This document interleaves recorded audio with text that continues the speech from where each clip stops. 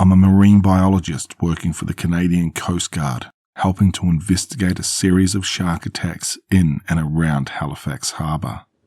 But I'm starting to think that it isn't a shark. By Queen of the Dead, 2023. I was vacationing with my family out in Vancouver when I got the call a week ago. I had been sitting on our hotel room's balcony overlooking the city when I suddenly felt my phone buzz. "Jameson here," I said upon answering the call. "Jamie, it's Dylan," my boss replied with a way too chipper tone. "How's the weather out there?" I sighed, catching on immediately that this might not be just a call to check in, and inquired, "Something tells me that you're going to want to know how soon I can get back to work, right?" "I wish it was that simple, Jamie." Dylan let out an exasperated sigh. "You recall how we were discussing the great whites starting to show up in the harbour, right?" "Yeah, what about it?" "We've just recently had a few attacks." His voice rang out through the speakerphone. 10 deaths have been confirmed, 3 of them last night alone. I was initially going to wait until tomorrow when you and your wife got home, but with how serious things are getting, I need all hands on deck. Alright, she won't be too happy with me leaving her in appearance a day early, but she's been pretty understanding. I sighed, wondering how I was going to bring it up to them. I'll be on the next flight to Halifax as soon as possible. Not long after the call ended, I brought up the news to my wife and in-laws, and with the knowledge that she'd be home the next day, was on a flight to Halifax and arrived home a few hours later. The very next day, as I was driving to work, I curiously noted that there was a weather advisory about weather conditions, hinting at a possible hurricane in the near future. This caught my attention, since Halifax hadn't had a hurricane since Juan, a Category 2 hurricane, hit the Atlantic coast in 2003. Nevertheless, I made sure to take caution, having occasionally worked in international waters and understanding that this weather advisory could make the upcoming investigation difficult. If there was one thing I learned with my career and my family history of serving in the Navy, the ocean is a mysterious and dangerous place that you should never underestimate, for a single mistake out there can cause casualties. I wasn't all too surprised to see the familiar fire, police and ambulance lights as I parked in the Rainbow Beach parking lot and headed towards the beach. Not too long after, I could see Dylan talking to the paramedics, his trademark fishing hat and handlebar moustache making him stand out among the sea of Coast Guard officers, all in uniform and chattering quietly while awaiting instructions. "There's our marine biologist, folks," I could hear my boss call out, and saw him wave me over as I approached. "Alrighty, now that everyone's all here, let's begin." After we were debriefed on the situation, everyone went their separate ways, with a few officers helping the lifeguards change the flags to red ones to indicate to the public that the beach was closed. A few more, along with police officers, were putting up caution tape, fully blocking off the beach. Meanwhile, I had followed Dylan along with a police officer and a paramedic to a particular spot as he turned to me to say, "We've just found another body, a college student in his early 20s. He'd actually been missing for a week now, and his corpse washed up to shore an hour ago."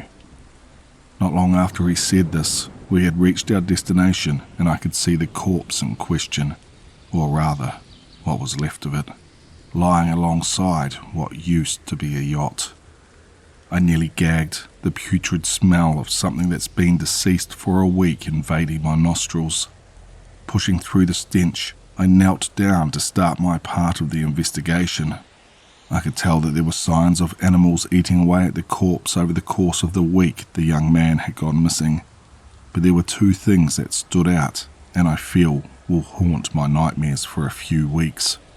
The first being his eyes, glazed over but holding a look of terror in them. The second was what was most likely the fatal injury itself, a rather large bite mark in the young man's torso, large enough to the point that his left leg was barely attached to his body. I frowned, noticing immediately that something about the bite mark didn't seem right. "Something wrong, Jamie?" Dylan asked, his eyebrows furrowed in concern. "You see the size of this, right?" I inquired back, pointing at the wound. "The bite radius seems a little too big to be your average great white, or any shark in general." "It does look pretty big, true," the older gentleman noted upon closer inspection. "To be fair, there have been a few occasions where a great white can measure up to 19 feet in length, so we can't entirely rule one out. Plus orcas can get to a similar length too, if you're thinking this isn't a shark." "I don't know, sir. Great white attacks usually only happen 10 times a year, so finding 11 bodies over the course of a week is a bit strange," I replied as I pulled out my measuring tape to properly measure the wound, being silent for a moment before I continued. "Not to mention, as you recall, I've been in this field for 17 years, sir. Judging by the radius, whatever man-eater we've got..." "What was the nickname you gave for whatever this is again?" "Bruce. I thought it was fitting." "I'm not surprised," I sighed. "Well, whatever Bruce is, my guess is they're at least 20 feet in length, possibly bigger than that." "Alrighty then, Jamie," Dylan declared, patting me on the shoulder. "Make sure you note down your findings and then get ready to board one of the boats. Stay safe out there." I gave a nod as the old man walked away, but as I prepared to pull out my notebook, something shiny caught my eye. Looking back at the body, I saw something clenched tightly in the victim's hand. At first, I thought it might have been a knife or a piece of the wrecked yacht. Barely managing to pry it from his fingers without damaging his body, I realized that this wasn't a piece of metal at all. What I now held and took a moment to examine appeared to be a large aquamarine scale, roughly the size of a license plate. Upon recognizing what it was, I pulled out my notebook on identifying marine life and flipped through it, trying to match it with anything in the book.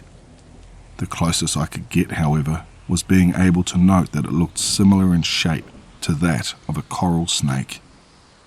As I placed the skull in one of the evidence bags we had, I felt a sense of concern and knew I had to reach out online to any marine biologist. And I picked here because something was definitely off with that scale. I know for a fact that coral snakes aren't that colour, and they certainly aren't anywhere near the size of whatever killed these people. "Ah, fuck!" I yelped suddenly, nearly dropping the now bloodied scale that in my foolishness wasn't paying attention to while putting it in the evidence bag and had just cut my hand on. Dropping it fully into the bag and thinking quickly, I made sure to stop the bleeding from the fresh wound before cleaning it as best I could and bandaging it tightly. "I've got to get someone to check that to make sure it doesn't get infected," I muttered to myself as I stood up with my stuff collected. Well, as carefully as someone with a bandaged hand can. It was just then that the sky opened up and began to rain. I saw the paramedics heading over with a body bag and figured that I should head out when I noticed something out of the corner of my eye. I wasn't sure if it was just my imagination or not, but I could swear I saw a glimpse of something out in the harbour. Curious, I grabbed out my binoculars and looked out towards the ocean, and what I saw filled me with a sense of dread. At first, it looked like a large sailboat cutting through the harbour, but something seemed a little off. It took me a moment to realise that the boat was heading out more towards the open ocean, whereas the wind was currently flowing away from the shores and pelting me in the face. Not to mention, it was moving in ways that should be impossible for a boat. And it suddenly dawned on me that it wasn't a sailboat at all, but in fact a rather large series of spines making a sail-like fin. It was a pale blue-white, almost translucent, and the part that terrified me the most was its size. This fin looked like a rather large, moving island in the distance, way too big to be a shark or whale. And then it was gone. As swiftly as I saw it, the fin descended back into the sea water. There was another thing I noticed too, somehow stranger than seeing the fin. I didn't hear them at first since it was subtle, but I've started to hear a voice in my head. And in a language I don't recognise, yet I somehow understand. It's weirdly soothing, calling out to me even long after I've left the beach, trying to coax me towards the water. I don't know what that's all about, but I didn't hear it until after I cut my hand on the scale. I think I may need to look into this more. Whatever the case, I figured that if there's anywhere I can seek answers for what I saw, it's here. If what I saw is the man-eater my boss is calling Bruce, then I don't think it's a great white that we're dealing with. And the thought of that scares me.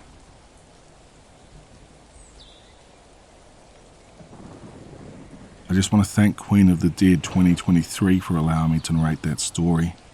As you can probably guess, it looks like there is more to this story to come, so make sure you hit the notification button, get subscribed, and keep your ears out for the next part of this tale. I'll leave a link for the original story in the description below so you can head over and let the author know what a great job they did. If you're new here, please consider subscribing, and as always, stay tuned for one more nightmare.